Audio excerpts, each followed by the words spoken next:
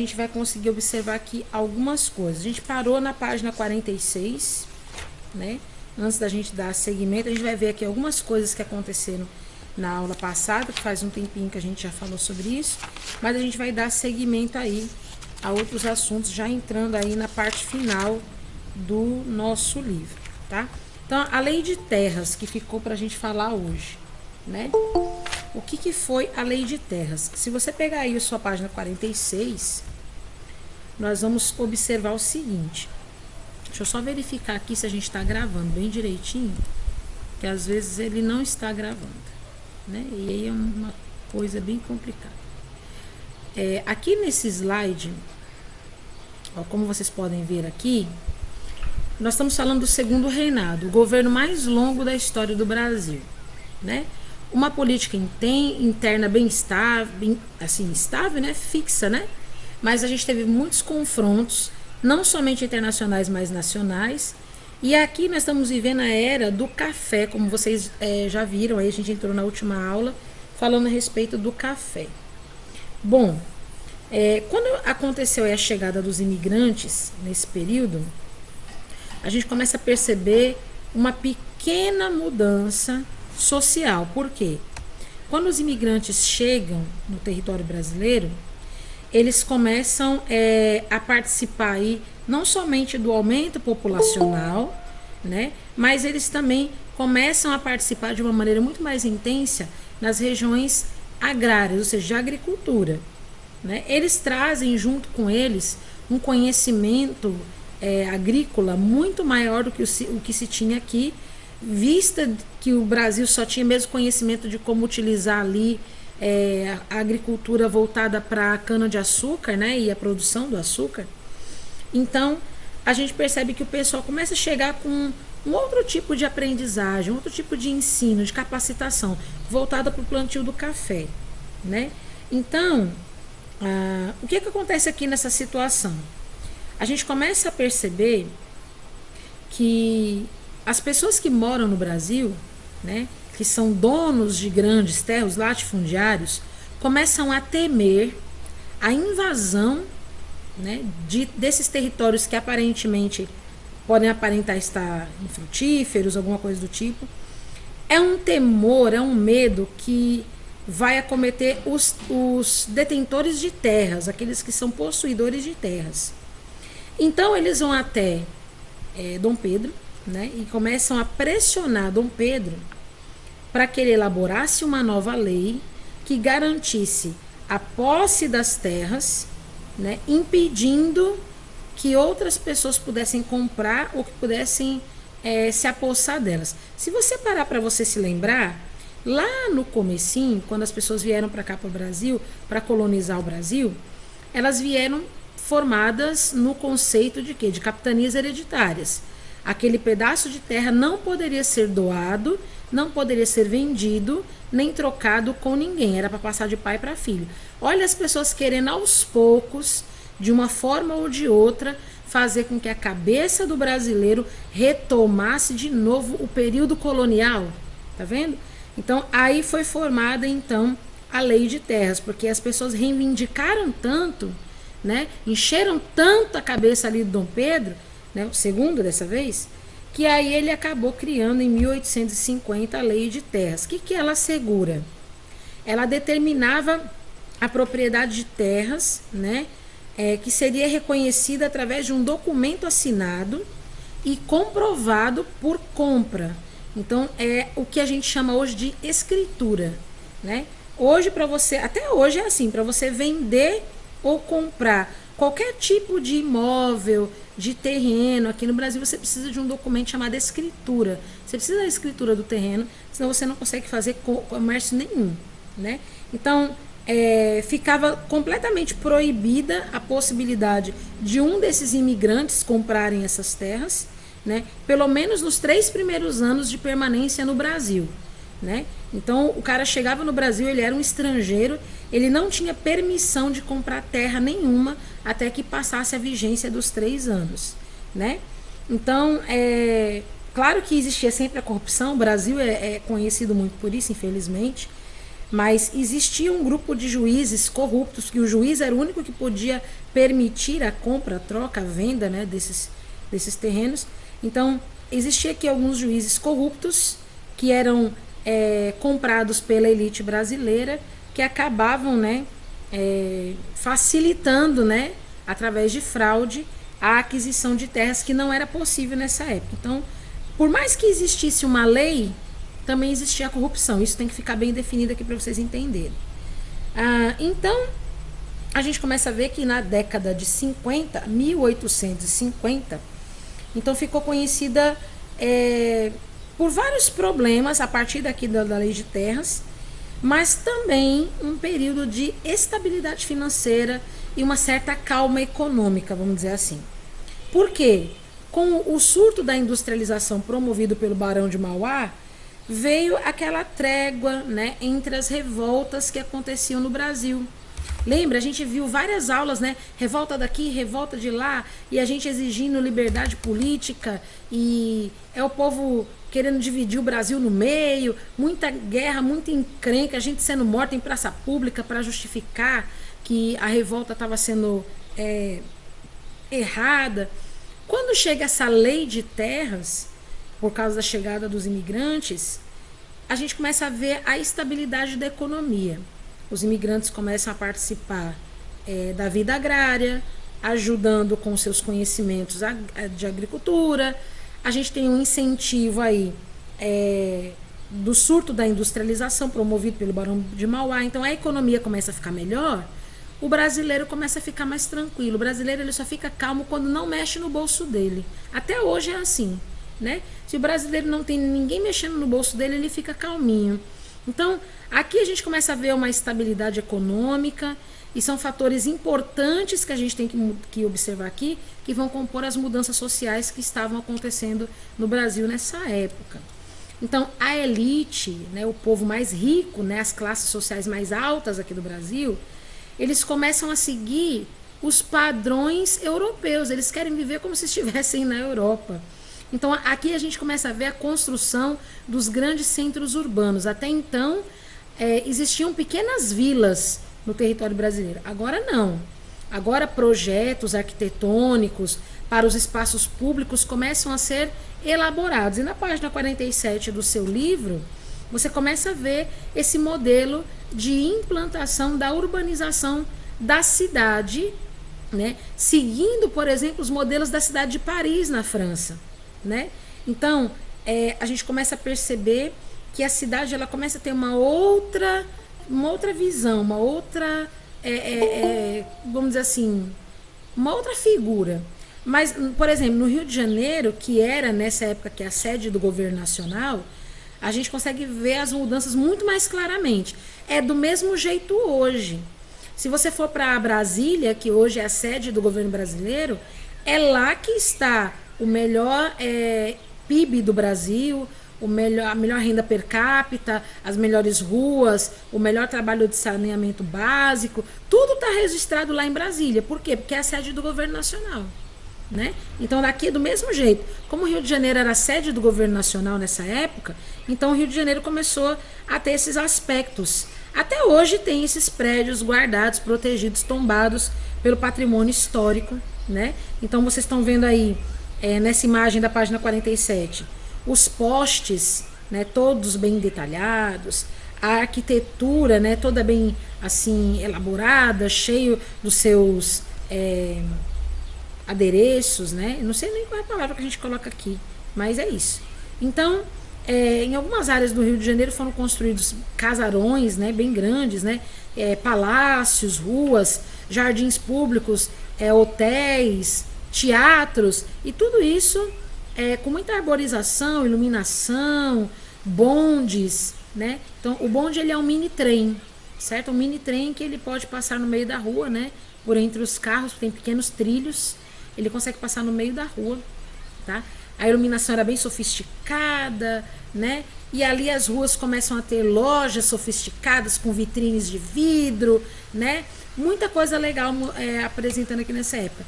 Mas nem por isso, nem com todas essas mudanças ocorrendo, a gente consegue perceber o fim né, do tráfico negreiro. O tráfico negreiro ele estava sendo proibido aos poucos, mas ainda ele continuava funcionando, né, como a gente sabe, aí as leis para o inglês ver, né, elas ainda continuam funcionando sem que os ingleses se dessem conta. Bom, essas mudanças que foram acontecendo aqui, essas modificações, foram modificando também o estilo de vida das pessoas. Porque na Europa existe aquele costume, né? Vamos tomar o chá das 5 horas da tarde, né? O chá das 5. Até hoje, né? As pessoas comentam a respeito disso, que na época dessa evolução, né, que estava acontecendo na economia do Brasil, até hoje se comenta que o chá das 5 foi trazido para o Brasil. Hoje a gente merenda à tarde, né? A merenda da tarde hoje, ela veio por conta desses padrões que foram estabelecidos lá na Europa. Vamos tomar o chá das 5. E aqui, antigamente, não tinha esse negócio de merendar à tarde. Agora tem, né? A merenda aqui no Nordeste é mais cedo, né? A merenda aqui no Nordeste, ela começa às 3 da tarde. Mas não deixa de ser oriunda disso. Então, eles queriam se parecer tanto com os europeus, que aí a elite passeava pelas ruas, ia aos teatros, né? E existia uma imensidão de escravos que ficavam à margem de todos esses benefícios, né? Então, em 1949, por exemplo, cerca de 110 mil escravizados, né? E uma população de 266 mil habitantes, né? Estavam trabalhando dentro das casas das pessoas, né? Então a gente começa a perceber que o chamado progresso não estava de acordo com essa questão aí da escravidão. Agora a gente vai avançar mais um pouco. Eu quero que vocês vejam uma foto aí, lá na página 50. Né? Começou a chover aqui em Tabuleiros, não sei se vocês estão ouvindo a chuva, né? Se isso atrapalhar a nossa gravação da nossa aula, né? Glória a Deus que tá chovendo, aleluia, né? E tá chovendo sério. Tá chovendo sério. Começou só uns pinguinhos. Tá chovendo sério, glória a Deus. Tá chovendo bom, viu? Agora. Tá chovendo bom. Glória a Jesus. Quando começa a chover já em outubro é porque a gente vai ter um inverno bom. Graças a Deus. Louvado seja o teu nome, Senhor. Aguentava mais ficar sem chuva. Ó, que cheiro bom de chuva. Oh, Deus, obrigado. Pegou seu pai no meio da rua, né? Seu pai tá. Pegou ele? Não. Ele vai ser pego. Então, na página 50, vocês têm duas personalidades específicas, né? Aqui do nosso Brasil bonito, varonil. Que lindo, né? Quem sabe quem são essas duas pessoas que tem aí? Na foto, vocês sabem quem é? Eu acho que a Dom Pedro II... Não faço a mínima ideia. Dom Pedro II é a Princesa Isabel. Olha como ela era linda. Gente, a Princesa Isabel, pensa numa mulher feia. Gente do céu, a Princesa Isabel é muito feia. Deus me livre. Eu sou feia? Não. A Princesa Isabel, filha de Dom Pedro II. Aqui nessa foto, Dom Pedro II tá bem estiloso. E a filha dele parece mãe dele. Meu Deus. Lembrando que foi a Princesa Isabel que assinou a Lei Áurea em 13 de maio de 1888, promovendo aí a libertação dos escravos. Então, ó, só lembrando vocês aí a política interna, né? A gente lembra aí dos partidos liberais e conservadores, né? O Partido Conservador era regressista, o Partido Liberal era progressista. Essas duas forças aí ficavam brigando entre si, né? Durante o reinado de Dom Pedro, inclusive sorrateiramente queriam... Eita, tomou banho. Tomou banho. Então, em vista de tudo isso daí, nós conseguimos perceber que realmente o Brasil ainda conflitava entre duas forças. Uma para fazer o Brasil ir para frente e outra fazendo o Brasil regredir e voltar na forma de colônia, né? Aqui a gente já falou, né, nas últimas aulas. São coisas que a gente já viu nas últimas aulas. Estou só passando aqui para a gente ir para o nosso tema hoje que importa. Isso aqui a gente falou na última aula, a Revolta Praieira.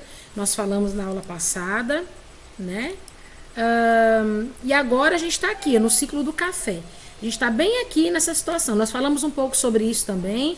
Hoje começamos a falar a partir do ano de 1850, falando sobre o sistema de parceria, né?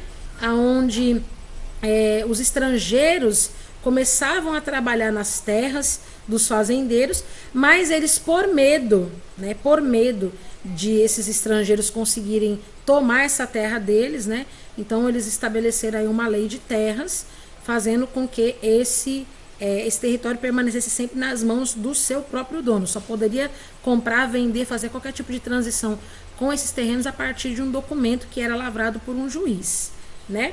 Então, a gente já viu esse sistema como nós estamos aqui, a economia do café, né? Que está nos dando aí muito lucro, que está nos dando tranquilidade nesse momento aqui. A terra que o Brasil tem muito favorável para o plantio do café, o Massapê, que é a terra roxa, localizada aqui nessas regiões, ó, do extremo norte de São Paulo, extremo sul de Minas, pouca coisa aqui.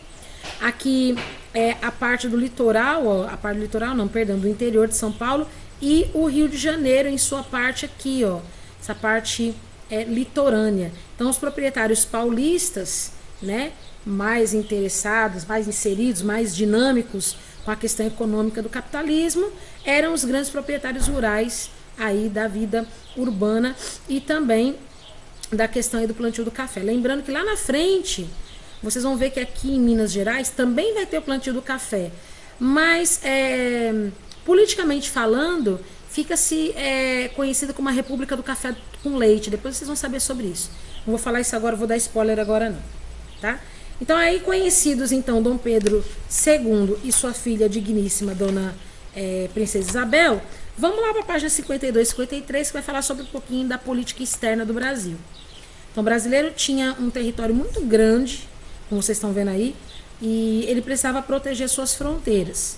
Então as autoridades brasileiras acabam adotando aí uma política, de novo, né, de intervenção militar. E aonde que eles vão utilizar isso? Na Bacia do Prata, ali na região do Paraná, né? Por que isso? Esse tipo de intervenção deles, daqui do povo brasileiro, vai gerar uma revolta que a gente comentou na semana passada, né? Em 1828, a Inglaterra e o Brasil, eles foram meio que ameaçados com a chegada de um poderoso argentino chamado Juan Manuel Rosas, né? Ele era um proprietário de terras, latifundiário, né? Era uma liderança política regional que contava com o apoio de grandes parcelas ali da população. E durante o seu governo, o que aconteceu? Ele começou a ampliar os territórios, né? Ele conseguiu ampliar o território argentino, né? E ali ele começou o quê? A saquear pedaços de terras vizinhos e agregá-las ao território da Argentina. Ok. Nesse período aí, o Uruguai também teve início aí na luta pelo poder entre comerciantes e proprietários de terra, rebanhos, e os comerciantes formaram um partido, que era o Partido dos Colorados, e os proprietários rurais formaram aí o Partido dos Blancos. E aí esse governo aí, né, se apoiou em quem? No grande, famosíssimo proprietário de terras argentino, Juan Manuel Rosas, né, que ficou do lado de quem? Ficou do lado dos blancos. E aí, com o apoio de Manuel Rosa, o governo acabou, né? O governo dos blancos conseguiu aí um apoio muito, muito favorável. E isso daí acabou trazendo para o governo brasileiro um temor, né? Por quê? O Manuel Rosa, gente, que nome feio, né? Juan Manuel Rosas. Ele era tão poderoso e ele estava conseguindo aliados cada vez mais, que isso começou a trazer uma pulguinha atrás da orelha do Brasil. Então, o governo imperial brasileiro temia que esse argentino quisesse tomar a região da foz do Rio da Prata, né, da Bacia Platina, que dá a esse acesso, né? Então, a Bacia Platina pertencia ao Brasil e o Juan das Rosas, aí, o Juan Manuel das Rosas, né, ele poderia querer tomar essa região do Brasil. Então, o que aconteceu? Em 1852, o Juan Manuel das Rosas conseguiu ser derrotado, né? De alguma maneira ele conseguiu ser derrotado porque forças aliadas foram contra ele e ele foi exilado para a Inglaterra. E aí, em 1856, o que acontece aqui no Brasil? O governo do Brasil e o governo da Argentina assinam um tratado de amizade, né? Esse tratado de amizade correspondia ao comércio e a navegação né? Ou seja, o comércio de produtos é a navegação dos seus territórios hídricos. Mas não para por aí, não. Acontece, isso aqui a gente já viu na aula passada, eu falei para vocês um pouquinho hoje. Nós vamos falar disso aqui, ó. Nós vamos falar a respeito da Guerra do Paraguai, que ela vai acontecer aqui nesse período. O povo brasileiro começa a travar do nada. A gente estava tão tranquilo, né, gente? Estava tendo ali, ó, uma situação de paz, com essa questão aqui, ó, do Visconde de Mauá, né, incentivando ali a indústria, o apoio de tarifas reduzidas. Ele fundou o banco, né, aqui no território brasileiro. Estava tudo indo muito bem. Estava tudo sem guerra, estava tudo sem nenhum tipo de conflito. O Brasil tem que arrumar, tem que meter a mão na caixa da Vespa, né? Então o governo brasileiro ele começou a travar disputas e confrontos com os países vizinhos, porque ele queria o controle total da Bacia do Prata, né? Então essas disputas pelo controle da Bacia do Prata gerou a Guerra do Paraguai. O Paraguai ele era um país bem pequenininho, isolado, né? Ele não despertava nenhum tipo de interesse das potências estrangeiras, porque era um país tão pequeno, né? O Paraguai é muito pequenininho, a gente viu no mapa na semana passada. Mas ele conseguiu um desenvolvimento econômico sozinho, né? Através do quê? Através de uma reforma agrária que eles... Vou colocar reforma agrária, né? A distribuição de terras, eles conseguiram formalizar uma distribuição de terras para os paraguaios, onde cada família, cada participante do seu território conseguia lavrar a terra e assim favorecer aí a exportação de produtos. Então, nessa época aqui, os paraguaios estavam com Solano Lopes, né? E eles estavam querendo ampliar ainda mais a expansão econômica. Só que quem que mandava no pedaço nessa época aqui era a Inglaterra, né? A Inglaterra, ela dominava todos os países, principalmente o Brasil, que era o território maior aqui do continente sul-americano. Então, eles tiveram um problema. A Inglaterra queria que todos os países sul-americanos se rendessem ao seu poderio de exportação, porque lembre-se, a Inglaterra foi a pioneira aí na Revolução Industrial. Ela queria que o máximo de países possível aderisse à sua política capitalista. Então, para o Brasil, a navegação por esses rios, né, da Bacia Platina, ela era a forma mais rápida de chegar até o Rio de Janeiro, do Rio de Janeiro até o Mato Grosso, por exemplo, né? Do Rio de Janeiro até o Mato Grosso era a forma mais rápida, né? E tempo é dinheiro, quando você fala de comércio de produtos, tempo é dinheiro. Então, o Paraguai, ele não tinha condições de exportar produtos se não fosse pelo mar. Ele tinha que usar ali o Oceano Atlântico para fazer isso. E para ele passar para o Oceano Atlântico, ele tem que passar pelo território brasileiro, né? Então, o governo imperial, né, não estava querendo que isso acontecesse. Por quê? Porque a Inglaterra estava exigindo que o Paraguai também fizesse parte aí, dos países que eram dependentes dele politicamente e economicamente. Por causa do dinheiro, né, acaba sendo uma dependência política também. Então, o presidente paraguaio, que na época era Solano Lopes, né? O que ele faz? Ele invade a província do Mato Grosso, né? E a do Rio Grande do Sul. E ele declara guerra ao Império Brasileiro. Por quê? Porque o Brasil... O que o Brasil fez antes? O Brasil mandou aprisionar algumas pessoas, né? Ali tanto no Uruguai, como algumas outras regiões ali circunvizinhas.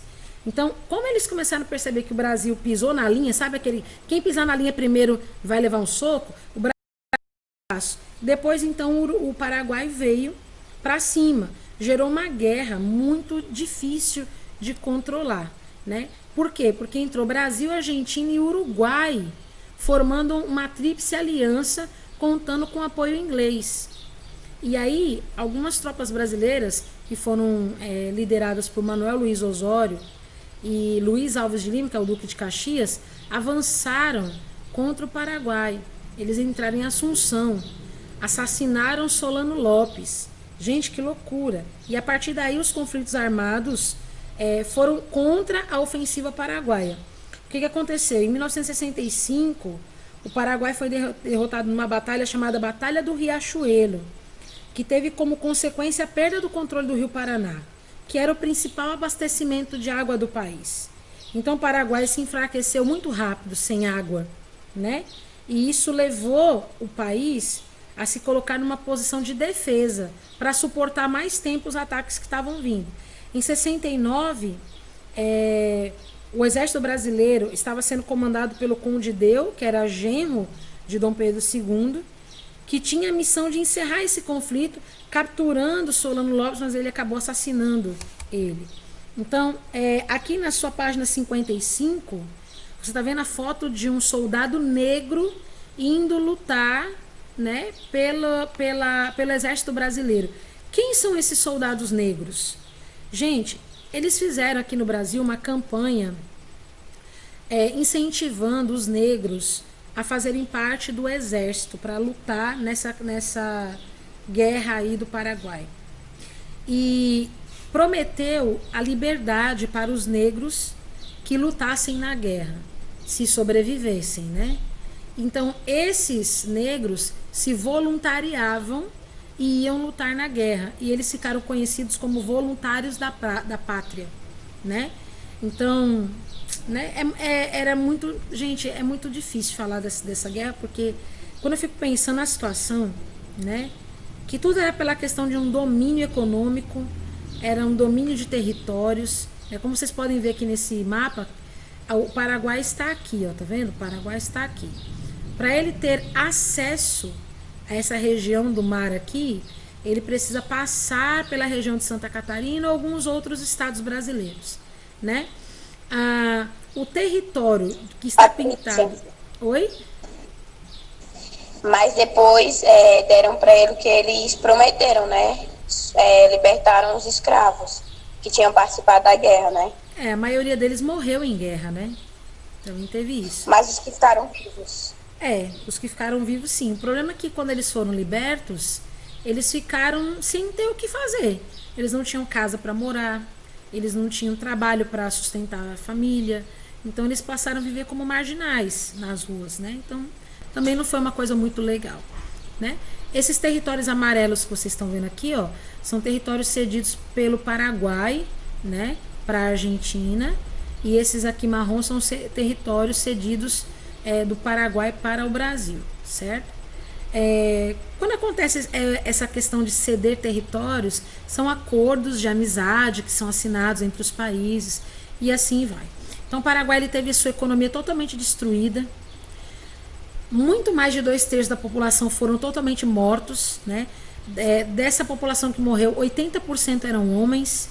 Os homens de idade de trabalhar, de botar a economia do país em funcionamento. E era um país que estava vindo a toda, né? Estava com a sua economia estabilizada. Era um país que estava crescendo economicamente, que estava trazendo paz para a sua terra. O Brasil sai vencedor dessa guerra, né? Com esses montes de mortes nas costas, mas com uma dívida muito grande com a Inglaterra. Por que essa dívida? Porque a Inglaterra foi quem financiou as armas para esse confronto e o Brasil comprou fiado, vamos dizer assim, né? Então, o primeiro projeto de alforria de escravos foi colocado aqui, com o interesse de aumentar o número de combatentes nessa guerra. Então perceba comigo uma coisa. Para o brasileiro, nessa época aqui, faltava muito pouco tempo e o brasileiro sabia disso. Faltava muito pouco tempo para que todos os escravos viessem a ser alforriados. Essa que é a verdade. O brasileiro já sabia que não demoraria muito tempo, ele teria que colocar os escravos em alforria, ou seja, libertos. Então o que eles fizeram? Já que eles vão ter que ser libertos de qualquer forma, vamos botar esses caras para trabalhar no exército? Mas eles não vão querer arriscar a própria vida deles por outras pessoas do nada. Eles vão ter que lutar pela sua liberdade, que é a coisa que eles mais querem. Então o governo imperial promoveu uma alforria de escravizados que se interessaram a ingressar nas tropas brasileiras. Os que sobreviveram, né? E aí os que morreram, né, não tiveram condição. Então o exército brasileiro ganhou um destaque de muita expressão, né, nas mídias. Por conta disso, muita gente, muitos escravos foram lutar nessa guerra do Paraguai para ter o direito à sua liberdade. O Paraguai, então, foi um país que tinha na época 406 mil habitantes e ele veio ficar com um pouco mais de 200 mil habitantes, né? A maior parte desses homens, a maior parte desses mortos, homens e jovens, né? E isso acabou com a economia do país. E não há justificativas para o que aconteceu. Mas a partir desse momento aqui, o Império começa a entrar em crise, né? Mesmo que num processo de prosperidade, como eu acabei de falar para vocês, né? Uma estrutura socioeconômica por causa aí dos barões do café, mas a gente começa a perceber que essa crise começa a entrar para outros viés, né? Não somente dentro da Igreja Católica, não somente com o Exército, mas também com os movimentos abolicionistas. Gente, que palavra difícil. Abolicionista. Pronto. Algumas leis abolicionistas eu vou destacar aqui para vocês.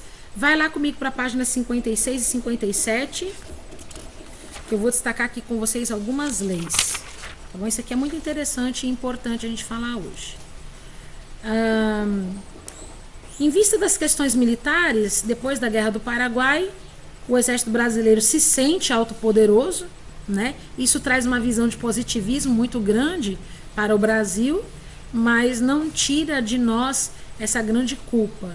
Então, aqui é criado nesse momento, com essa ascensão militar, né? Uau, o Brasil derrotou, matou geral lá no Paraguai.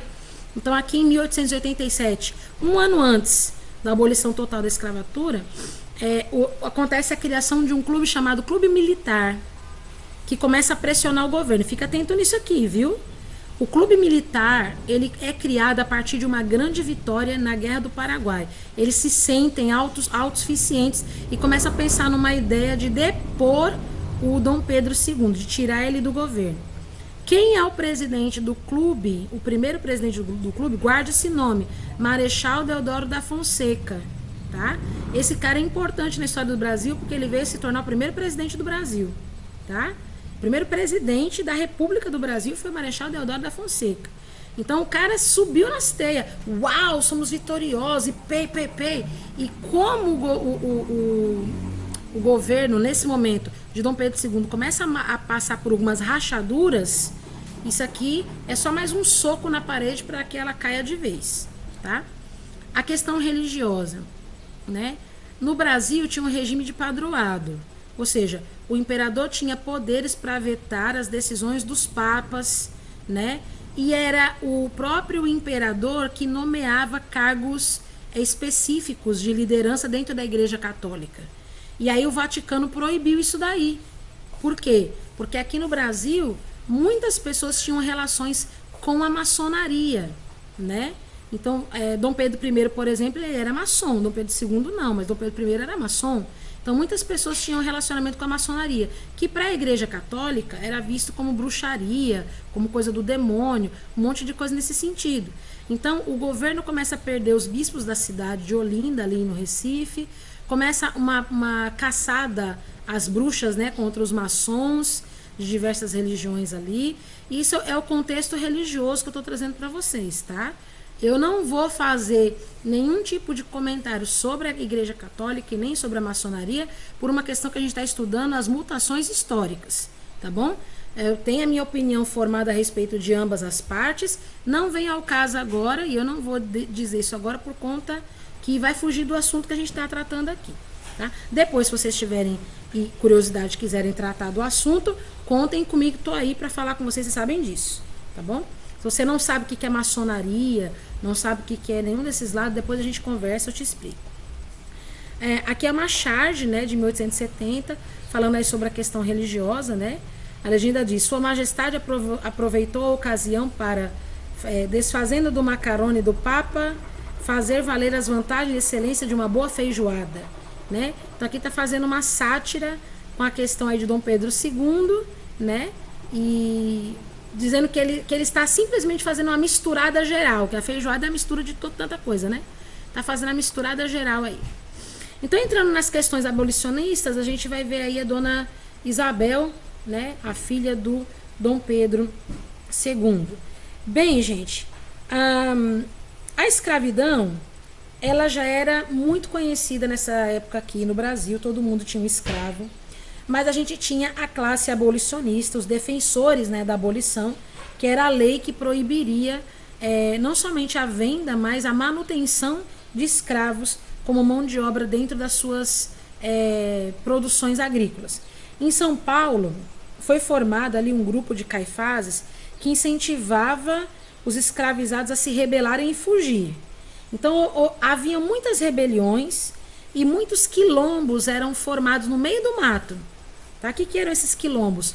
Eram fortalezas para proteger fugitivos, né? Escravos que saíam dos seus senhores e se refugiavam ali. Então, muitas músicas eram criadas e cantadas dentro das senzalas, né? Por exemplo, você conhece aquela música Escravos de Jó? Quem conhece a música Escravos de Jó? Escravos de Jó jogavam caxangá, tira, bota, deixa ficar. Guerreiros com guerreiros fazem zigue-zigue-zá. Essa música, ela tem um mapa dentro da letra dela, enrustido. Ela mostra a trajetória do mapa que o negro vai fazer quando ele sair, né? Quando ele conseguir escapar do latifúndio, né? Do seu senhor. Ele vai ouvir essa música, ele vai saber exatamente o que ela quer dizer e vai chegar lá no quilombo para se esconder, né? Então, esses grupos que estavam incentivando a rebeldia dos negros para fugir, né? Estavam incentivando cada vez mais fugas. E isso estava gerando também uma certa problemática aqui dentro da Constituição de Dom Pedro I, ou II, perdão, como imperador do Brasil. Então, mais uma vez, lembrando aqui, aqui a gente tem 3 vertentes de crise no Império. A crise da Igreja Católica, que não estava aceitando essa misturada que Dom Pedro estava fazendo em relação à maçonaria e ter direitos, né, de nomear pessoas, né, para a liderança católica. O exército, que já estava se crescendo demais por causa da vitória da Guerra do Paraguai e queria, de alguma maneira, tirar o Dom Pedro II da jogada. E agora, a questão, né, da abolição sendo questionada de maneira a ir também para uma classe mais elitista. Então, na página 57, você vê as leis. Primeira lei criada, Lei Eusébio de Queiroz, que ela vai proibir o tráfico de negros, né? Parou o tráfico de negros? Não, diminuiu, porque era feito de maneira que os ingleses não pudessem ver. Por isso que a gente chama de lei para inglês ver, né? Então, proibir. Por que a Inglaterra tem a ver com isso? O que a Inglaterra tem a ver com isso? Como eu já falei para vocês, a Inglaterra queria que o Brasil tivesse pessoas que conseguissem ter dinheiro suficiente para comprar os seus produtos que estavam sendo feitos lá na industrialização inglesa. Então, todos os países que eram dependentes economicamente da Inglaterra passavam por isso. O Brasil era um desses. Brasil, é o seguinte, mão de obra escrava, a gente não quer. Para vocês continuarem mantendo esse acordo comercial com a gente, manda embora os negros, não tenha mais negros. Por quê? Automaticamente a sociedade vai ser obrigada a contratar funcionários e pagar salários. E pessoa que recebe salário tem poder aquisitivo de compra. E isso fomenta, aumenta, né, alavanca as vendas para a questão capitalista, que é, no caso, a visão da Inglaterra. Então, a Lei Eusébio de Queiroz, ela iria proibir a entrada de tráfico de negros, a entrada de negros no Brasil, não poderia mais. Isso acontecia? Mais ou menos. Ainda acontecia alguns tráficos aqui, sim. Você sabe o brasileiro como é que ele é. Ele tem um jeitinho especial para querer burlar as leis que tem no país. Até hoje é assim, infelizmente. Nós estamos orando, Deus vai abençoar, em nome de Jesus. Então, a lei aconteceu, mas ainda existia escravos trabalhando dentro das plantações de café. Ainda que o escravo estava sendo proibido de vir da África para o Brasil, mas ele ainda permanecia como escravo trabalhando nas plantações de café. Depois disso foi criada a Lei do Ventre Livre, né? A Lei do Ventre Livre, a gente vai chamar todas essas leis de leis protelatórias. A lei do ventre livre, ou lei Visconde do Rio Branco, ela garantia a liberdade para os filhos dos escravos. Então, eu sou escrava, mas o meu filho nasce, ele não é mais escravo a partir dessa época aqui. Só que engraçado, as crianças nasciam livres, mas elas vão viver longe das mães, né? Elas não podiam viver longe das mães. Então, ao mesmo tempo que a lei ela é criada, ela não é válida, porque a criança vai crescer ao lado da sua mãe, e já que elas estão ao lado da mãe escrava, automaticamente continuam na servidão. Então, essa lei ela não servia, né? Ah, o meu filho é livre, mas precisa de mim perto dele. Então, ele continuava escravo, basicamente. Na página 58, você vai ler a Lei dos Sexagenários, ou Lei Saraiva Cotagipe, que determinava a libertação dos negros com mais de 60 anos, sendo que a estimativa de vida do negro nessa época era de, no máximo, 35 anos, devido aos maus tratos que eles viviam, né? Como botar uma pessoa de 60 anos em liberdade, um idoso que não teria casa para viver, que não teria dinheiro para se sustentar? O que uma pessoa idosa de 60 anos poderia fazer para se suster, né? Então, a vida e as condições de vida dos escravos impedia que eles chegassem nessa idade, né? Então, muitos defensores abolicionistas diziam que essa lei também não valia, ela não era válida, realmente não era, né? Até que então, né, o exército anuncia que não perseguiria mais negros fugidos. Então, aí sim, aí você começa a ver que os escravos começam a fugir massivamente, uma vez que o exército não mais se sujeitaria a esse papel de ir buscar aqueles negros que estavam fugindo. Então, esses militares escreveram uma carta para a princesa Isabel, aconselhando ela a libertar todos os escravos e solicitando que não fosse dada mais essa autorização para buscar aqueles que tinham fugido. Por que era dada essa autorização? Porque os senhores de escravos pagaram por eles. Então, o que eles queriam? Vai lá, vai lá pegar meu escravo fujão. Eu mesmo não vou, mas o exército está aí para funcionar para mim desse jeito. Então, quando Dom Pedro II precisou fazer uma viagem diplomática aí à Europa, ficou no lugar dele a senhora Isabel, filha dele, e ela, como imperadora interina, ela tinha poderes para assinar a Lei Áurea. Então, a Lei João Alfredo, ou Lei Áurea, foi assinada em 18 de maio de 1888 pela princesa Isabel. Dona Princesa Isabel, que acabou com a escravidão do Brasil, né, entende que isso era necessário, mas promove uma grande quantidade de pessoas que vão para as ruas sem terem lugares para morar, sem ter comida, sem ter como se sustentar, né? E isso gera um problema muito grande, porque os grandes senhores de escravos queriam que o governo indenizasse, né? Ou seja, reparasse a perda financeira que estava acontecendo por causa da abolição. Então, os fazendeiros fizeram o quê? Os fazendeiros ficaram contra o Dom Pedro II, certo? Eles começaram a agir contra o governo. Olha, o governo já estava em crise, né? O governo já estava em crise. E aí vem Dona Princesa Isabel, faz um negócio desse. Você imagina quando o pai dela chegou, que a casa estava uma bagunça. O que é que não aconteceu com ela, né? Então é isso. Ela falou assim: papai não tá aqui, eu vou fazer uma arte.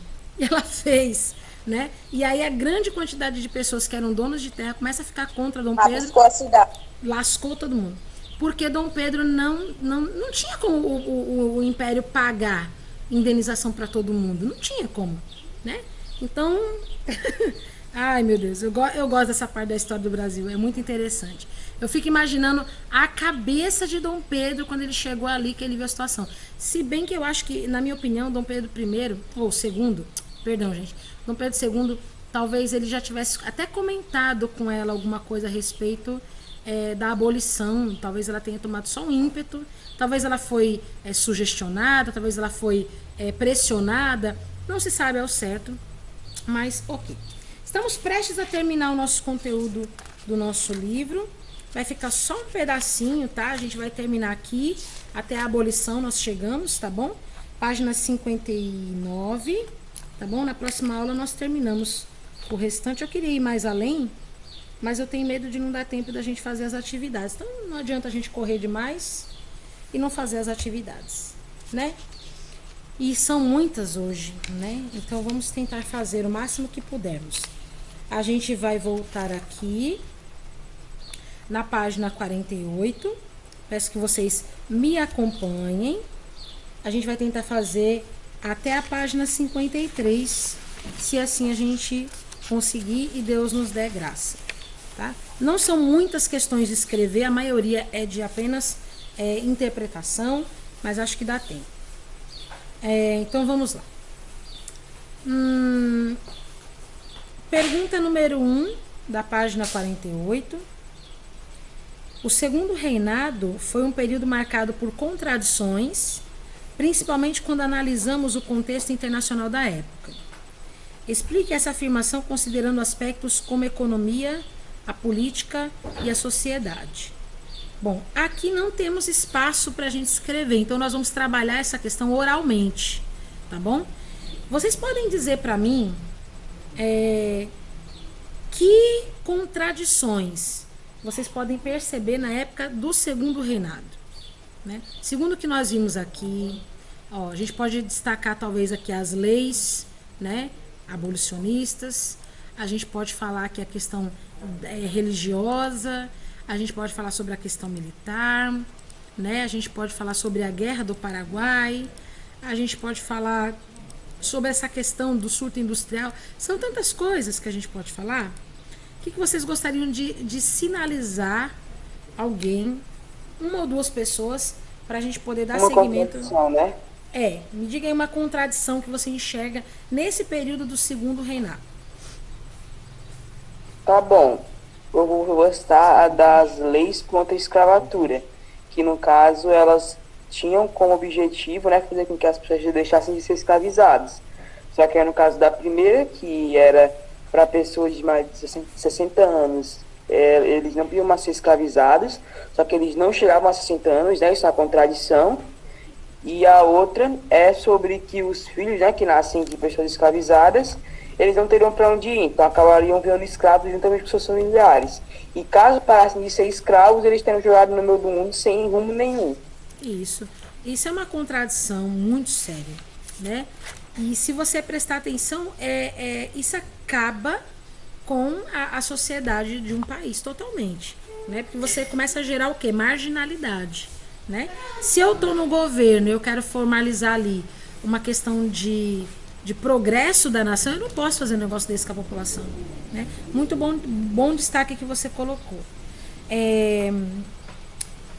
Outra coisa também que a gente pode colocar é que, se vocês se recordam, lá no início, todo o processo de independência promovido por Dom Pedro I foi incentivado pelas questões iluministas, certo? As questões iluministas, elas falavam de quê? Liberdade, igualdade e fraternidade. A gente vê isso no Brasil, nessa época aqui do segundo reinado? Lá, tá vendo? Nem hoje em dia tem quem dirá antigamente. Então, é isso que é importante a gente ver. Se no começo a ideia de liberdade, fraternidade e igualdade fosse colocada, não teria escravidão, né? Então, para começar, né, uma primeira grande contradição, a gente já começa daí, né? Mas foi muito boa, viu? A participação aí, Pedro, valeu. A número 2, sobre as eleições que ocorreram em 1840. Analise as afirmativas a seguir. Número 1. Foi convocada pelo imperador para a escolha dos integrantes da Câmara dos Deputados. 2. O pleito foi marcado pelas fraudes e pela violência, características que rendem a denominação de eleições do cacete. Elas estão até aqui, as eleições do cacete. A palavra feia... Tá em que página? Eu estou na 48. Na pergunta 2. Gente, nessa questão era só oral, né? A número 2, a número 1 foi oral, a número 2 é pra gente assinalar a resposta, tá? Certo. A número 1 é só oral, não precisa escrever nada, tá? Só pra gente debater aqui as ideias mesmo. A número 3. Foi a única eleição ocorrida no Brasil que apresentou violência, né? Aí você me diz, qual dessas afirmativas está correta? Todas estão corretas? Nenhuma está correta? Só a 1 e a 2, só a 1 e a 3, só a 2 e a 3? O que você acha? Ei, branca, branquinha. Eu vou na D.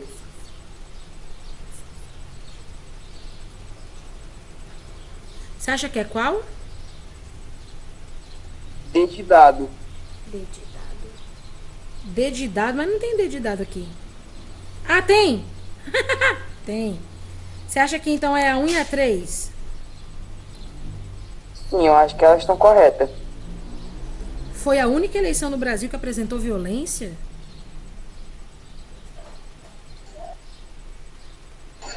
Eu já acho que é a C. É a letra C, Eita. marca aí que é a letra C. É a número 1 e a número 2 que estão corretas, né? Porque toda eleição no Brasil, meu Deus do céu, dava problema. Até hoje, né, gente? Até hoje, se você falar que você vai votar... Aqui em Tabuleiro hoje tá assim, né? Tona e Hildson.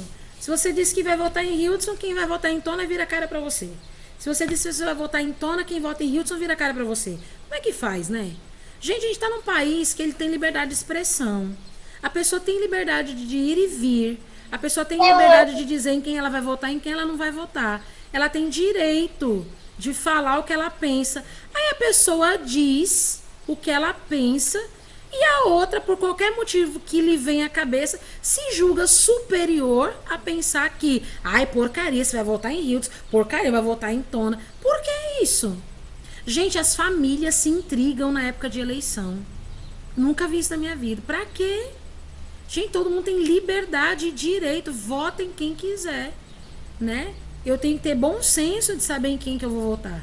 É uma coisa minha, particular minha. Eu sou cidadã. Eu tenho o direito de escolher. Eu faço o que eu quero. Mas o povo é triste. O povo não quer pensar nisso. Então, marque o xizinho aí na letra C, tá bom? Aqui na número 3 também não tem espaço para a gente responder.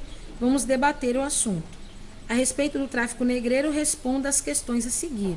Qual o principal objetivo da Inglaterra de estabelecer o Bill... Ixi, isso aqui a gente não comentou, né?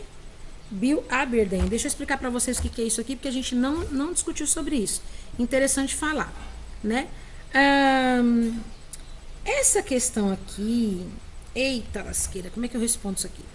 Essa questão aqui é a seguinte. A Inglaterra, ela tinha promovido a Revolução Industrial, né, que eu já falei para vocês, e ela queria ampliar o mercado consumidor, basicamente é isso. Então, ela incentivou que os escravizados se tornassem trabalhadores livres remunerados. Até aí vocês entenderam de boa, né? E quando aconteceu a proibição do tráfico negreiro, então essa foi a medida. A proibição do tráfico negreiro foi uma primeira medida para a utilização da mão de obra escrava. Então, estabelecer o Bill Aberdeen em 1845 é essa proibição que foi estabelecida. E como que o governo brasileiro reagiu às imposições que foram estabelecidas?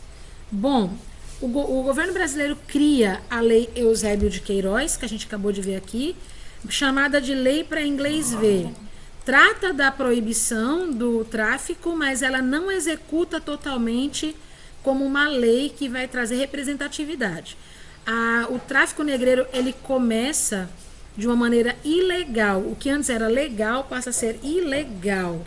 Passa a ser por isso que a gente chama de tráfico, porque é ilegal, tá? Então o Brasil começa a perceber que a falta da mão de obra está muito grande, porque os escravos começam a parar de vir para o Brasil, então começa a faltar mão de obra escrava, e aí eles começam a fazer campanhas para atrair imigrantes, para facilitar aí, né, a mão de obra brasileira, mas alguns escravos ainda continuam sendo trazidos, né, para o Brasil com os preços lá em cima, né, o preço do escravo cresce muito alto nessa época. Vamos para a página 49, tá bom? Essa número 3, A e B, você não precisa responder escrito, tá bom? Oralmente. Tudo bem até aqui, gente? Tá bem. Eu tô falando de questão abolicionista. Aí você vem me perguntar sobre geometria, não tem muita coisa a ver, né? Então vamos lá. Devagarinho. Quando eu terminar aqui, eu te digo por que ele foi inventado. Número 4 da página 49. A respeito do parlamentarismo, que foi colocado durante o segundo reinado, complete o esquema. Ah, esse aqui é muito simples. Muito simples. Lá em cima, você tem 5 pontos, 5 palavras que você tem que preencher aí, tá bom? Na primeira, lá de cima, ocorria de forma inversa ao modelo. Qual era de qual país? O modelo de qual país que corria de forma tá aqui. Inglês. Isso, muito bem. Estou caçando aqui a resposta agora, olha. Quer ver? Que foi, bebê? Parlamentarismo às avessas, tá vendo aqui, ó? O sistema de parlamentarismo no Brasil era colocado às avessas do sistema inglês, tá bom? Então coloque aí. Isso aí a gente falou na aula passada, né? Vamos fazer a volta dos ponteiros do relógio, tá bom? Sentido horário. Segunda frase. Dom Pedro II nomeava o tananã do Conselho dos Ministros do Gabinete. Quê?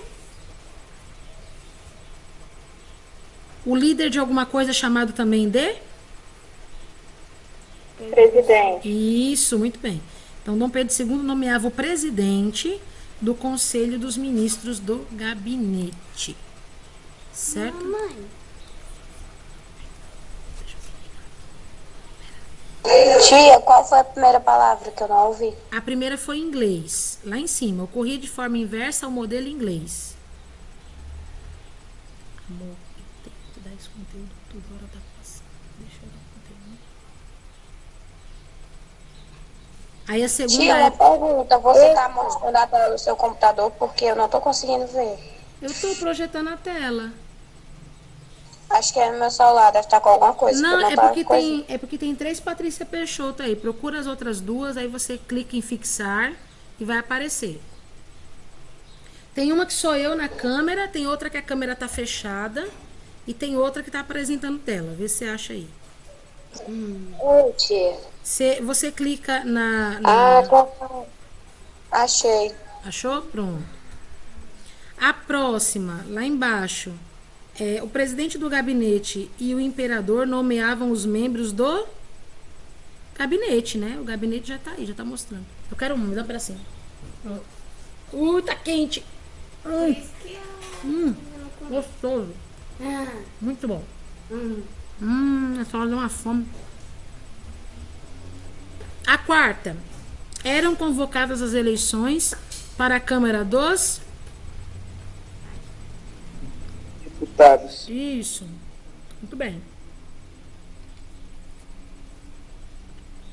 A próxima. O imperador podia usar o poder... Aquele poder Moderador? aquele que Moderador. ele mais gostava, né? Moderador. É isso? Uhum.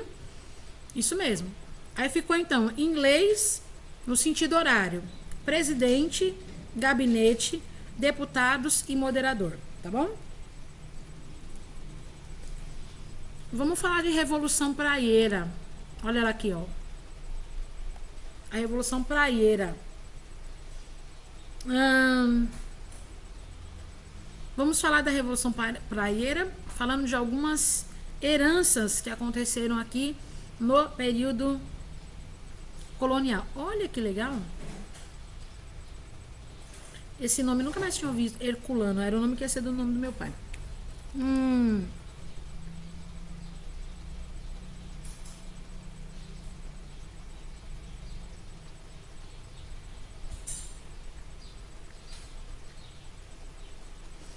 Vocês vão colocar assim na questão 5.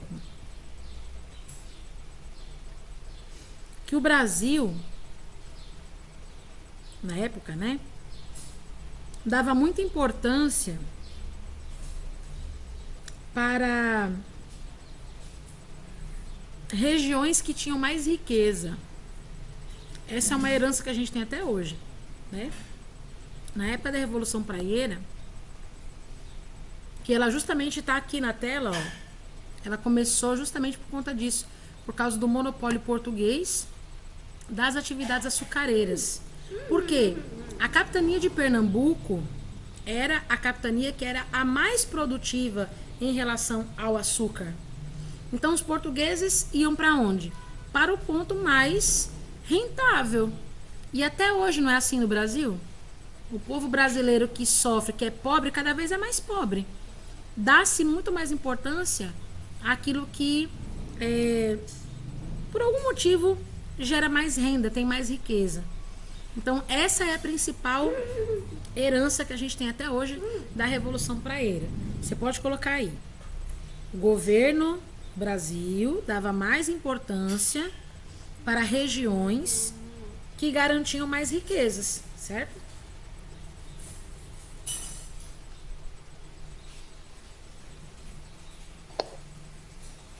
Ei, tia. Oi? Na 3, era só pra debater ou tinha que escrever? Não, é só para debater. Ah, tá bom.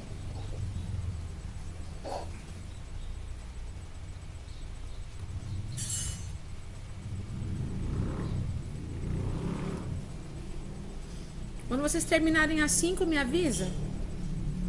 Tá bom, já Eu terminei. já terminei, tia. Terminou? Também, tia. Mãe, o sol ele foi o seu suco. Hum? O sol. Não, eu bebi mesmo. Ah, tá. Número 6. Gente, mas é interessante, né? Quando você fala da Revolução Praeira como herança. Que realmente no Brasil até hoje as coisas são assim. Olha, papai colocou água gelada aqui. Peraí, gente, só uma aguinha, peraí.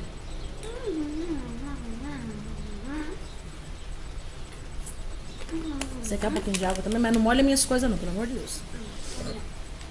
Vamos lá. Pergunta 6 vai falar sobre a lei de terras, que hoje foi tema da nossa aula de hoje.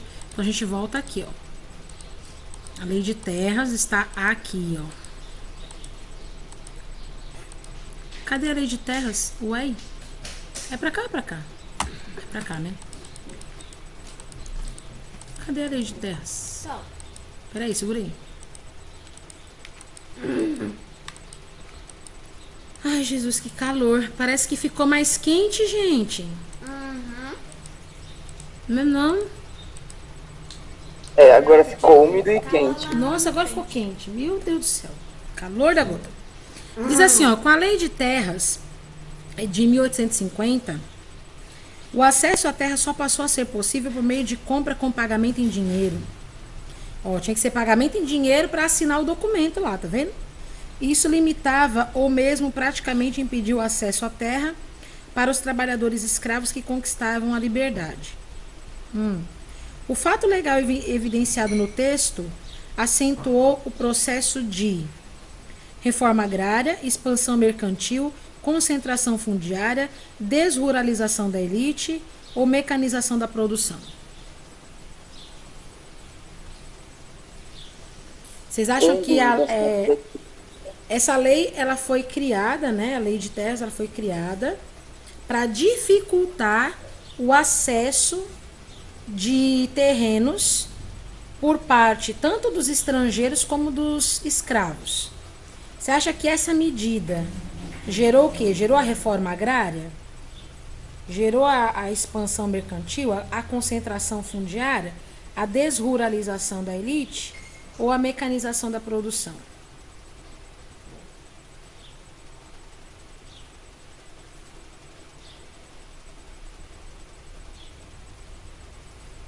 Você sabe o que é reforma agrária? Quem lembra? Você deu um susto na poli. Quem lembra o que é reforma agrária? A porta aqui. Eu acho que reforma agrária não é tipo você reformar as terras, dar terras para as pessoas, essas coisas. É isso mesmo. É você distribuir terra para as pessoas que não têm, a fim de que elas possam trabalhar e cultivar, né? Você acha que foi isso que aconteceu? Não, né? Não. Porque eles tiraram os pobres. Então, se não aconteceu a reforma, aconteceu uma coisa que é o contrário da reforma, que é a concentração fundiária, né? A concentração de terras nas mãos de poucas pessoas. Porque só quem podia comprar terra à vista, quem tinha dinheiro, né? Então tá aqui, ó, a concessão de terra só era possível através de compra à vista. Negro não vai ter dinheiro para comprar terra, né? E estrangeiro vindo de outro país para cá para o Brasil também não vai ter dinheiro para comprar terra. Então, quem tinha dinheiro comprava mais terras e ficava cada vez mais rico. Quem não tinha dinheiro não comprava terra e ficava cada vez mais pobre. Então faz um xizinho aí na letra C, tá bom? Acho que não me fez bem. A número 7 está assim: qual foi a relação entre a cultura cafeeira e o desenvolvimento das cidades do sudeste do Brasil durante o século XIX? Qual a relação entre a cultura cafeeira e o desenvolvimento das cidades do sudeste do Brasil? Eu coloquei que era que, tipo assim, por lá ter a melhor produção de café, as pessoas investiam lá, melhorando a cidade e essas coisas. Isso mesmo. Ó, aqui eu tô colocando para vocês.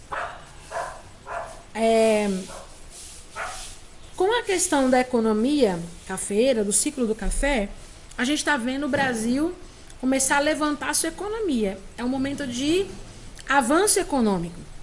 Então, quem é dono de cafezais fica muito rico nessa época, né? E a partir daí acontece o desenvolvimento das cidades, né?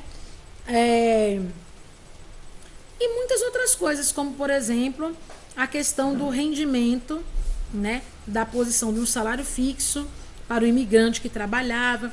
Então, como as pessoas começaram a querer pagar salário para os trabalhadores imigrantes, a economia do Brasil também começa a funcionar mais, né? Então você vê, ó, enquanto o Brasil ele era escravo, ele não funcionava, porque a economia não rodava. Agora a economia roda. Então o que acontece? Com o investimento dos capitais nas fazendas, fazendeiros ficam mais ricos, mas também oferecem salário para alguns imigrantes trabalharem. Isso faz a economia girar, né? Tem um giro na economia. E também muda alguns costumes, né? Lembra que eu mostrei para vocês as cidades todas bonitonas, no estilo de Paris e tudo mais? Pois é, isso aí, você aumenta o nível de vida, você também aumenta o custo, você também aumenta, muda o jeito como você vive, né?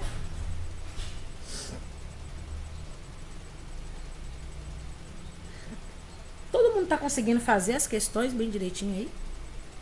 Tá dando tempo certinho? Tá sim, tia. Então, deixa eu ver que horas são aqui. Nossa, passou voando, né, gente, a hora? Caramba! Sim, tia. Falta 10 minutos, eu Tia, pensei. acho que só, tipo, resumir pra eu ver o que eu poderia escrever na 7. Na 7 você vai dizer que os cafeicultores enriqueceram, as cidades se desenvolveram e aumentaram os investimentos para a modernização das cidades. Pronto. Cafeicultores enriqueceram, cidades se desenvolveram e aumentou-se o investimento para modernização das cidades.